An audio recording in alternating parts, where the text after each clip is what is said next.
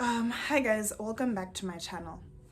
So, I'm starting a new series on my channel where I get really deep about my feelings, about things that bother me, about my traumas, about my insecurities, and all of that. As usual, all of this is for the benefit of anybody listening that might be going through the same thing, or maybe you have friends that are going through the same thing, or in general, just to educate yourself and like open up your mind to be more compassionate towards other people. Without further ado, let me get into the video. So, as I mentioned in my previous video titled Reacting to My Old Facebook Statuses, I recently started going to therapy and I've been going for about 2 months now. I know a few people that actually ended up quitting therapy because of the fact that they just felt like the therapist now and they found themselves feeling naked.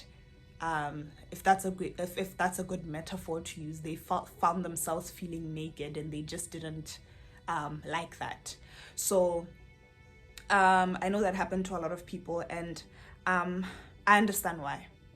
I really understand why. It's very painful to find yourself. It's very painful to discover that this and this and this and this and this and this is wrong with you. Because before you went about life not really being aware of these things and you were just functioning in society normally. I mean, to the best of your knowledge, you were functioning as like a normal part of society. But now you get to learn that you have this and this and this and this wrong with you. I personally consider myself a very self-aware person. So it's like even before the psychologist diagnosed me with this and this and this, there were a few things that I already knew about myself. And it's like, even if maybe I got to discover this part of myself, he helps me to be able to further interpret my feelings and further interpret the root cause of that thing that I discovered about myself. Yeah, I'm going on and on and on. Let me get to the point of this video. So in my previous video, I mentioned daddy issues, and the series that I'm talking about that I'm going to start on my channel is called Daddy Issues. It's going to be called the Daddy Issues series because I think it's important for us to now as a nation talk more about the effects of growing up in a fatherless home, how that affects a child. I think it's important for us to discuss the effects of that on a child or on children, because it's the statistics in our country are quite high. Not even in our country, in Southern Africa, they're quite high, and these things actually affect a child beyond more than we can imagine. And I think that it's important for us to hold more conversations about this. So there are a few things that personally I can say that I discovered about myself, and I'm just going to touch on like one or two things in this video. This video isn't necessarily about that specifically, but you'll see as I continue to speak.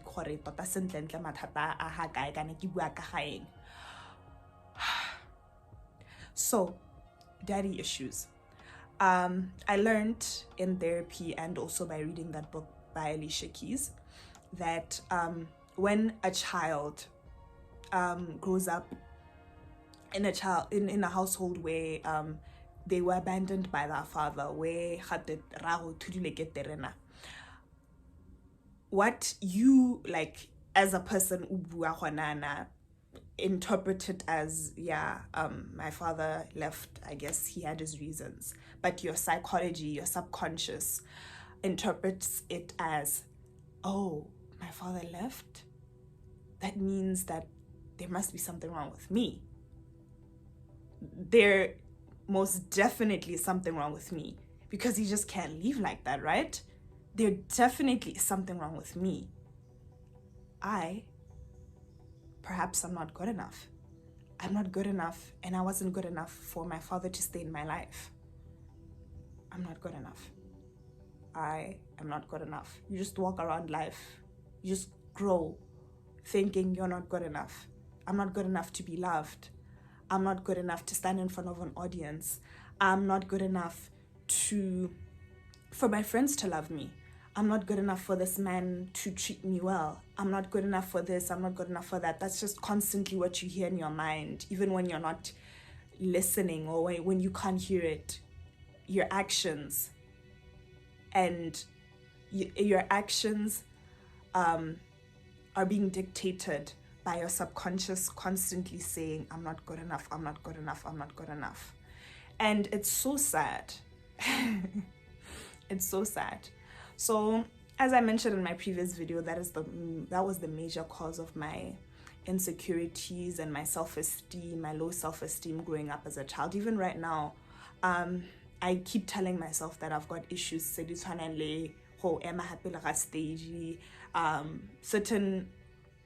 things in relationships and friendships, and that is because of the fact that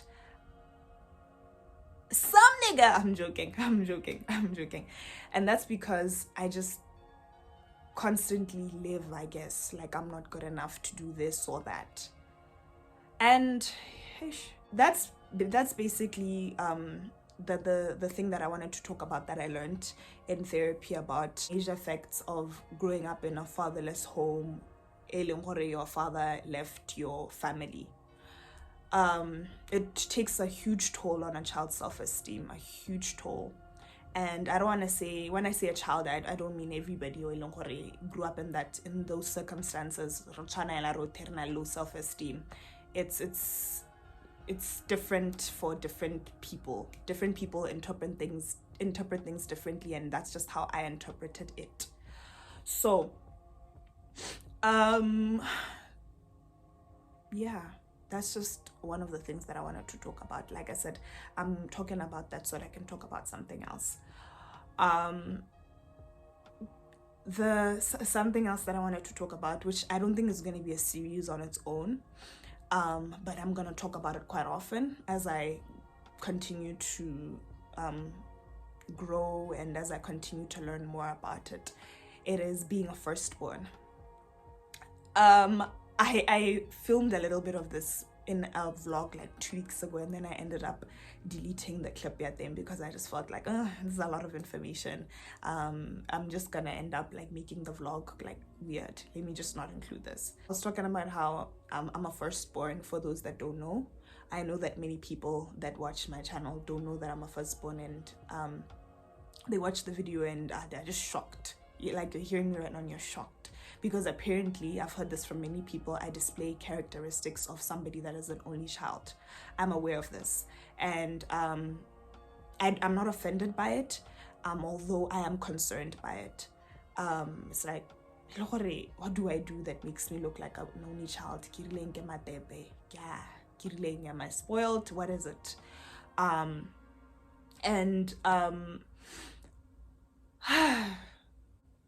I've been learning a few things, and I've been made aware of a few things, and in my own self-awareness and in my own quest to better understand myself, I've got to notice a few things that are the things that make me look like an only child. So yeah, back to the fact that I'm a firstborn. So I'm a firstborn. I have a younger brother. He's 2 years younger than me, so we're basically almost the same age. And growing up, we always behaved, or rather he always behaved towards me like we're the same age, because 2 years is not that deep. In that clip that I was talking about how and I just need to do better, and I need to grow from that, and yeah, how I'm trying to work on that, because it's obviously not a good character trait or no now. So sejang, because you've seen in my previous vlogs what I like eating. I like buying myself food. I like especially like local these local food makers. I don't know how to, whatever that. The other day something happened where he was talking about how he didn't expect me to share anyway, or I was making food for me and my mother, but he wasn't having some because he has a special diet right now. So he was saying that so I was making the food, and he made like a comment or something talking about how he didn't expect me to share anyway. So I was like, I thought about it. It's like when people say stuff to me that they think offends me, or they just say something to me. I think I'm the worst person to say something random to, or something that's like you're joking or something, because my mind is like constantly working. I think and think and think and think about something that Moto probably didn't even think about it like 2 minutes after saying it to me. So he said what he said what he didn't expect me to share anyway, or something like that, but I was making for me and my mother. And then I started thinking, and then I thought about a few weeks before that, where I had those tacos. So let's soupile in the previous vlog, the one and then I thought about that because I did feel really, really bad. And then I thought about that, and then I was in my room, and then I continued thinking about everything. And then just like, it just came to me, like to me. I was like, Barbara, I think I know the reason why utimanayana towards your little brother, with your little brother. I think I've found it. I've hit gold, and I know the reason why udirayan. And my brain said to me, this is what it said to me. It said to me that I think the reason why you think my little brother is because you grew up watching him get things that you didn't get. And your brain, your subconscious, or you just automatically concluded or decided that, you know what, he got everything, you got everything, this is mine, I don't want to share this with you. You got everything growing up, you got things I didn't get, therefore I don't want to share with you, I'm not going to share with you. So that's what the light bulb moment I had in my head. I was like, shit, this is fucked up. I was like, wow, this is so petty. And one thing that I want to say is that it just goes right back down to the thing that I was saying earlier, our subconscious. Although you don't actively participate in your brain deciding something, or you deciding something, your subconscious just works overtime in picking certain things and deciding them for you. I hope that the people that hold people accountable for their actions are not sitting behind this video cringing and being like, no, Migana, a few months, last year, I had a conversation with a friend of mine. She was coming to me because she was hurt by something that her older brother said to her. So she was saying that my older brother sent me a message. He happened to express to me that his feelings for me and why he has acted the way he has acted towards me for our whole life, why he's always acted the way he was acting. And my friend was telling me about how the brother, she even showed me the messages. The brother was telling her that, you know what, I grew up watching you get everything.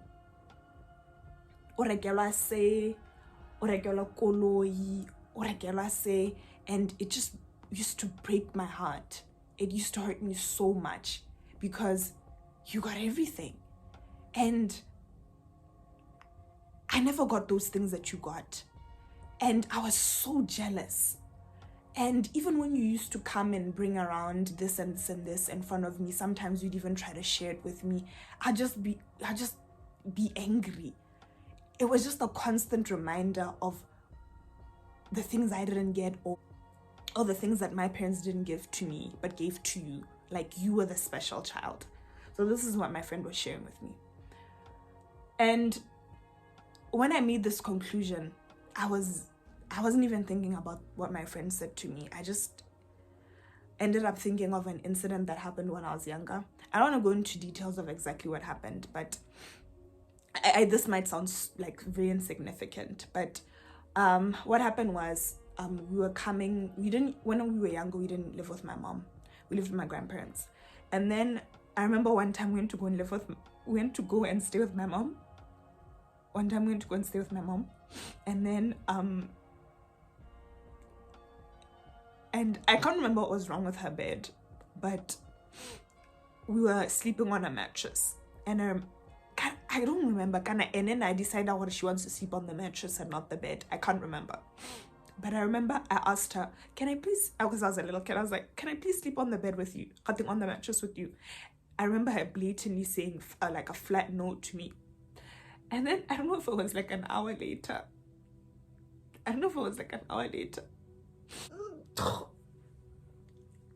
I think like an hour later or a few hours later, my brother akopa my mom the same thing.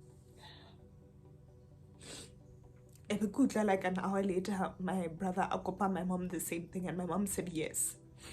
I remember my heart breaking, and I don't remember a lot of things from my childhood. I just go about life, and I just don't remember a lot about my childhood. So that moment, it's funny to me that I remember it like almost exactly the way it happened. And then I remember my heart breaking. I remember how it felt. And then I remember shouting something to my mom, like some movie shit. Some shit you see in the movies, saying something like, because I used to watch a lot of TV when I was younger. I said something like, you don't love me, or you never loved me, or you always do this, he always gets something like that. I can't remember exactly what it was. And then because when I was younger. Yeah, so I remember then after that, I didn't hear her exactly doing this, but I know my mom told my aunt, because my aunt then came to me, like after she came back from work, I can sleep with her in her bed. And then I don't remember if this happened like exactly the following day, but I know that the next day I was at Lion Park or something with my aunt. She was taking us there, and then I remember she even painted my toenails or something like that. I don't know, was that the exact same time, but I remember my aunt was just being like super nice to me. It was interesting. So the reason why I'm telling this story exactly is because I just ended up doing this in my head, and then I was like, I realized what's going on. I think I realize what's going on. I'm gonna have to seek counsel from my therapist, or I'm gonna have to seek an opinion from any.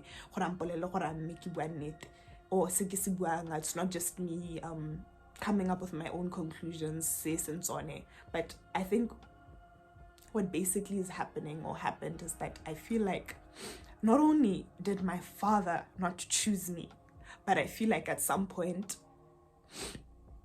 I might have felt like I'm also competing for my mother's attention and my mother's love, and I just wanted my mother to also choose me. And I feel like I may have felt like she also wasn't choosing me.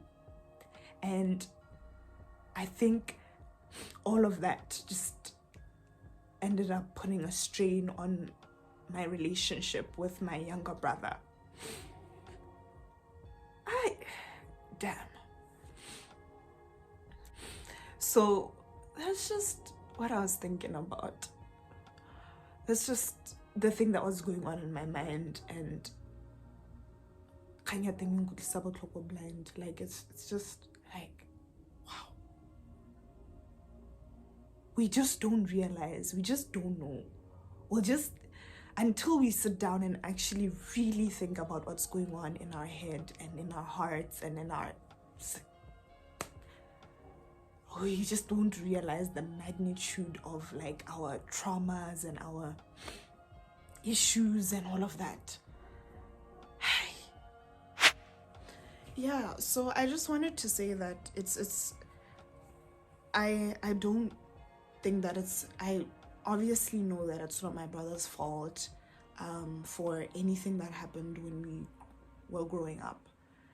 And that's why I like I said, I just want to I need to have a conversation with him and perhaps apologize for how I've acted, or where I may have seemed too harsh or too hard on him growing up because of how I felt.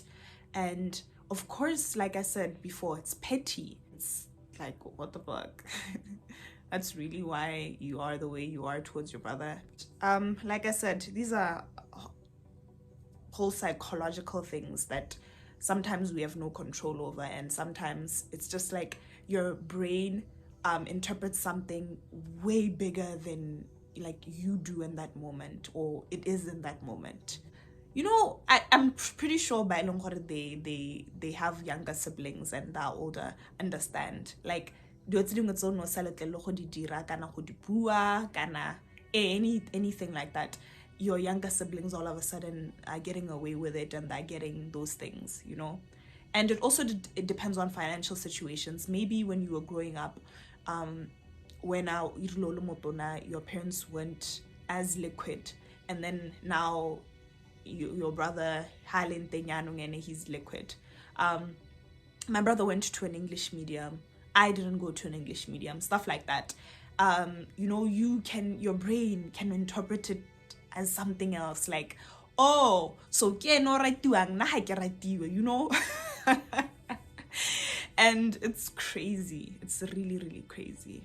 So for me, I think I was just battling with two different devils at once, just feeling like I'm not good enough, my father left us, and I'm not good enough, he didn't choose me, he didn't choose us.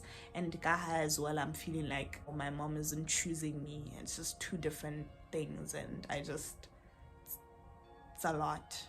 If you think about it, for a kid, it's a lot. I'll update you guys on the opinion of my of the psychologist, but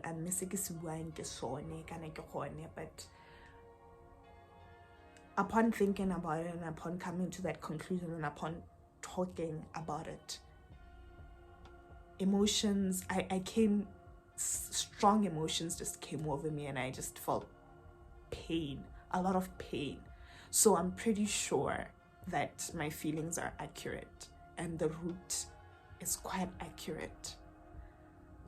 So yeah, that's just my eyes have cleared up. I'm using the front camera so I can see everything. My eyes have cleared up. The light has come back into my eyes. So I think that should be the end of this video. Go paro light. I'm joking. I'm done with the video. Thank you guys for watching. It was just a little emotional video that I thought I should share with you guys, that I thought I owed you guys, because I haven't given you guys anything straight from the heart in a long time. But that's just what I wanted to talk about with you guys. I don't know, if I feel like I've just shared a story with you guys and I've left you hanging in terms of like a message, or to leave you guys with after all of that. But I don't know. I just want to say we're gonna be okay. I think it's important to learn what makes you do the things that you do, and then from that just do better, mend those relationships, reach out to those you've been hurting because you were hurting and you didn't realize that, and just do better. And yeah, that's it from me, guys. Thank you so much for watching my video. Please don't forget to like, to comment, to subscribe, to share this video and my channel with your friends and your family and your friends and your family, and let's just continue to make my channel grow. I really appreciate those that have been supporting my channel consistently. Thank you and goodbye.